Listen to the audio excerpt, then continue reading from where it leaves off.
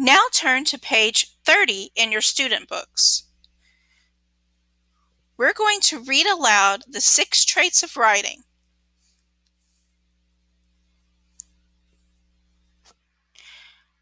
The first one is ideas and contrast.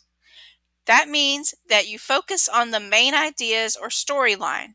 Supporting details in expository writing or images and events in narrative writing build understanding. Organization.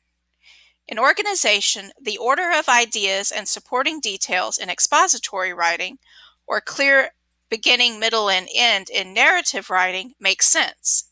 You have introductions, transitions, and conclusions to help keep the reader hooked on the writing. Voice and audience awareness means that the style suits both the audience and the purpose of the writing. Word choice is where just right words are used for the topic and the audience. Sentence fluency means that there is varied sentence use with no run-on sentences or sentence fragments. Conventions means things such as spelling, punctuation, grammar and usage, capitalization, and indenting paragraphs are used correctly. As you progress through this program, you will learn to write effectively using all of the traits. For now, we will focus on the basics of writing.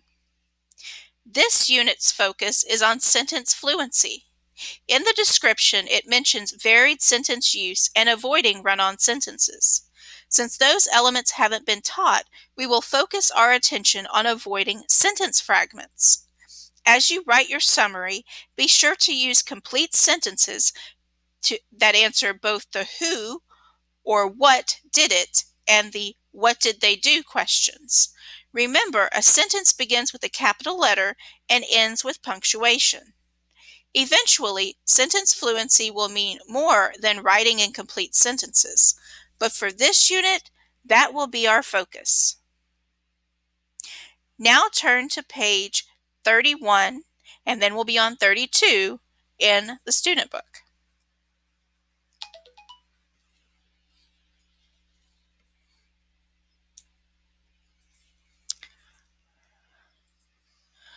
Let's look at Part A. Read the prompt and circle the topic. Underline the instructions. Write a paragraph that summarizes the text, The Science of Catching Criminals. Be sure to include examples in your paragraph. The first thing we need to do is circle the topic. What is the topic? Yes, the topic is our writing. In other words, the reading that we did called The Science of Catching Criminals. So we're going to circle The Science of Catching Criminals. And if you're like me, you're going to circle it somewhat messily. Now, let's underline the instructions. What is the first thing you need to underline that it's telling us to do? That's right. Write a paragraph that summarizes. Are there any other instructions? Yes, we need to include examples, so we need to underline that as well. Now we're going to switch over to Part C. Part C is found on page 32. We will come back to Part B and write the topic sentence after we've written some notes from the text. As you take notes, keep in mind our focus is to summarize. For a concise summary, we need to consider the big ideas from the text and find a way to condense the most important information into one paragraph. So let's look at Part C. Let's complete the notes together, thinking about the important facts. When we consider the topic, let's think beyond the title. What is the passage about?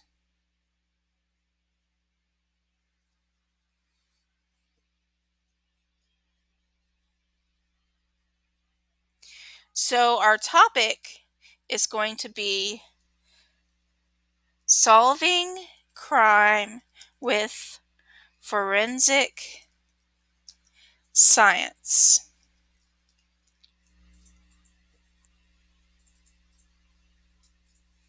The chart is organized according to headings. Let's work together to pull important facts from the text.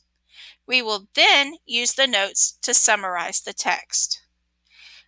So what I would do if I were doing this by myself, I would go back and look at the passage on pages 27 through 29, where we did all of our text marking. So what is the first heading? Yes, at the crime scene. So we want to look for important facts in that section. What can be found at the crime scene? Okay, so what are some examples of trace evidence? How can we say this in a sentence? Use your own words.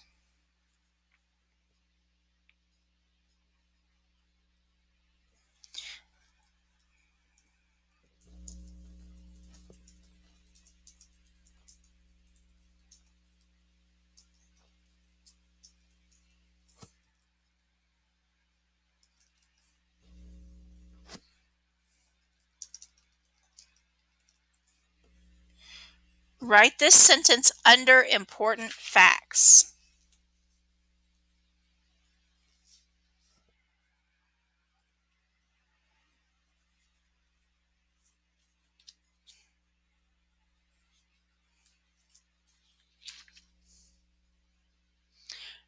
Who gathers the evidence? And what do those people use? Are they careless or careful? How can we say all this in a sentence? Be sure to use your own words.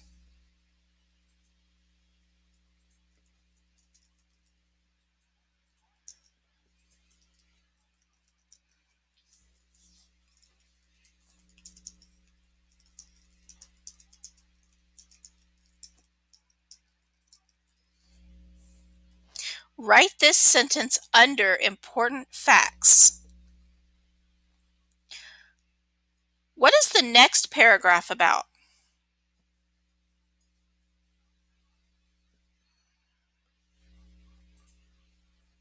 What does DNA do?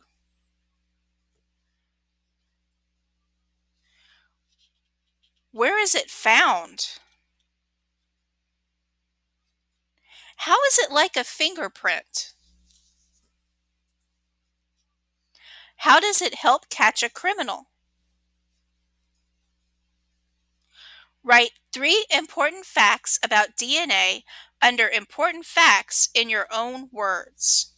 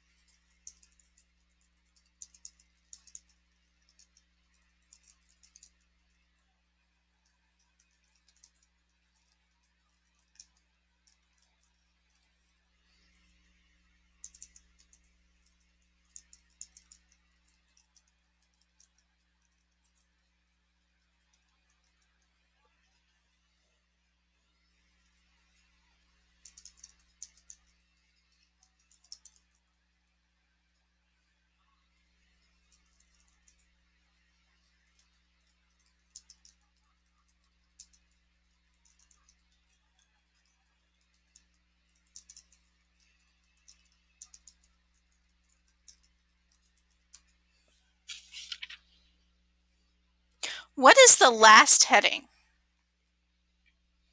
How many cases does this section describe? What happened in the first case?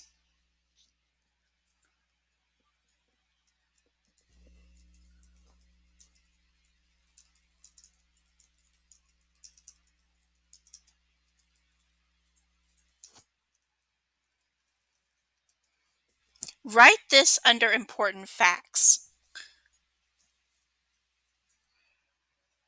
What happened in the second case?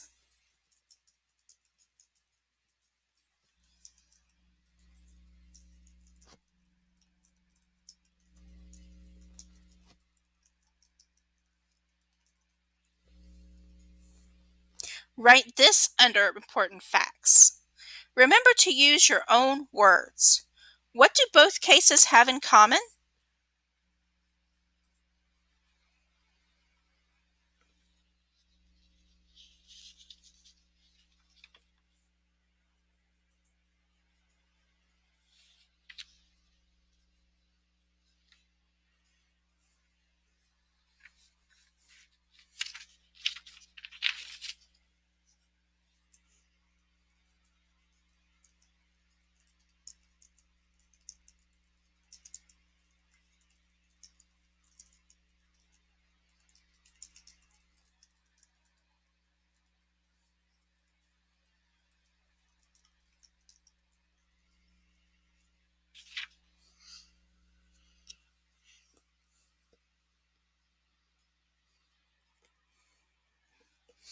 Now that we've made some notes for our writing assignment, let's turn our attention to writing the topic sentence.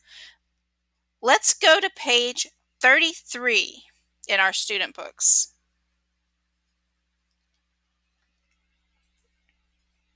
Earlier in this unit, you had the opportunity to practice writing IVF sentences. You wrote them to help you focus on the content of each section of the text.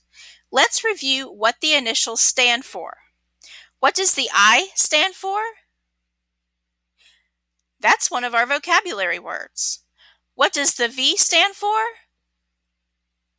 Finally, what does the F stand for?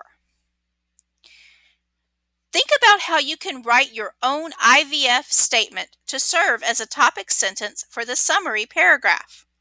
Look at the example sentence provided. An article in the newspaper explained the suspicious circumstances surrounding the author's death.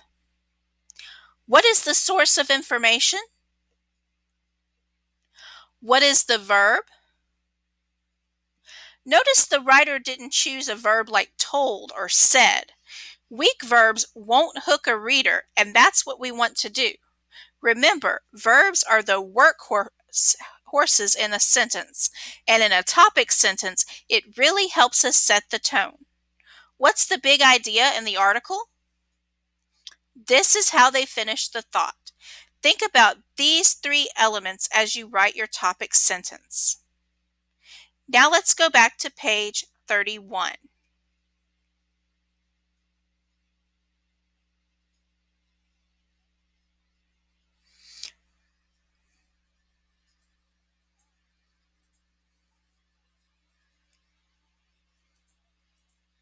But before we do, think about some ways to list your I, your V, and your F. Remember, you have a list of verbs that you can choose and to look at the prompt you need to look at the prompt if you need help with the big idea.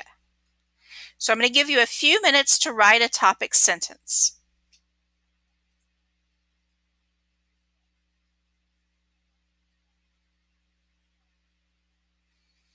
Now let's go back to page 31 and write your topic sentence for part B.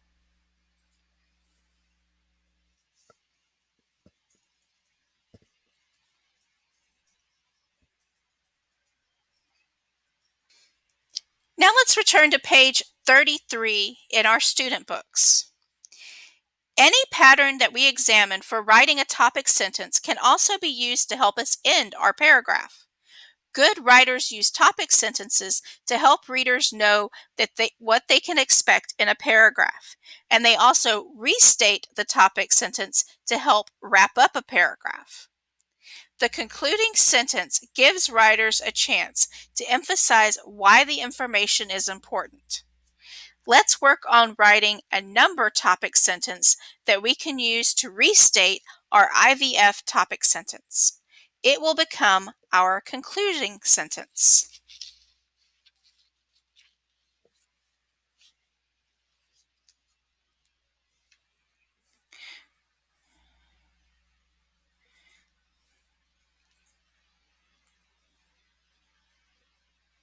So let's look back on page 33 for just a minute under number topic sentence.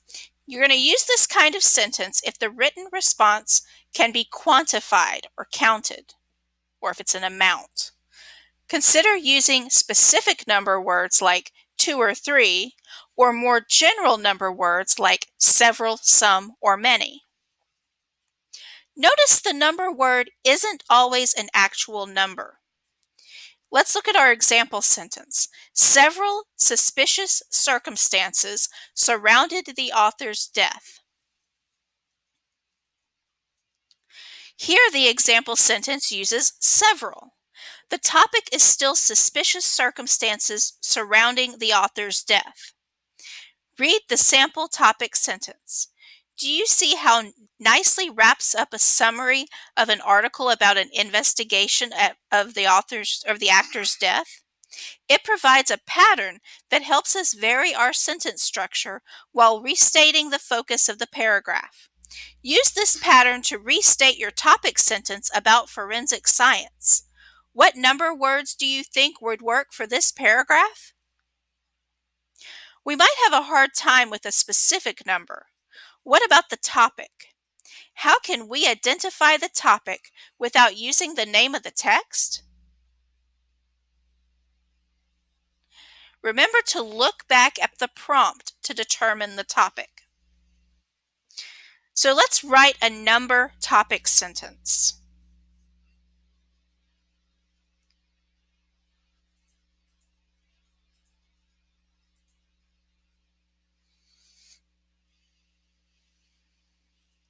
Now, let's go back to page 32 and write that sentence in part D for the concluding sentence.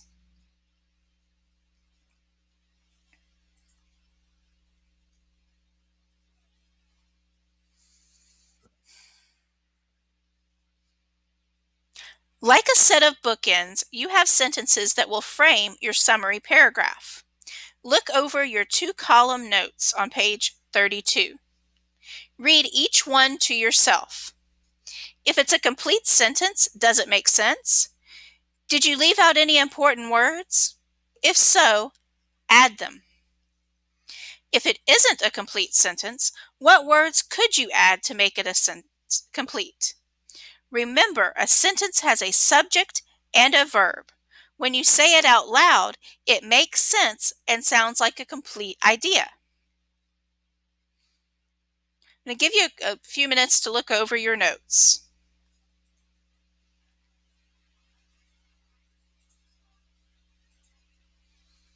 Do your sentences sound complete and make sense?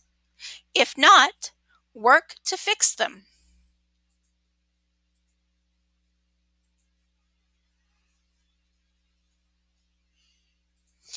Now take out a clean sheet of notebook paper.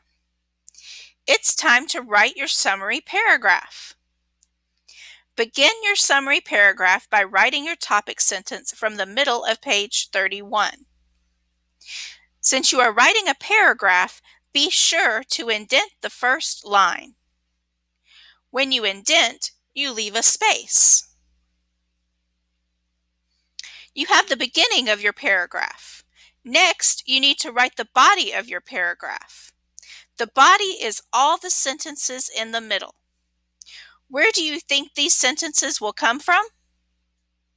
The 2-column chart, yes. Since you took notes for each section of the text in order, you can use your notes in the same order. You can write your sentences for each category one after the other to create the body of your paragraph. String your sentences together instead of starting each new sentence on a new line.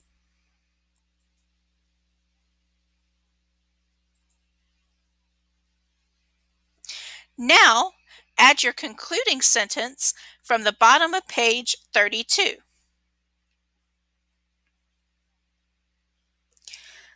Let's look at an example.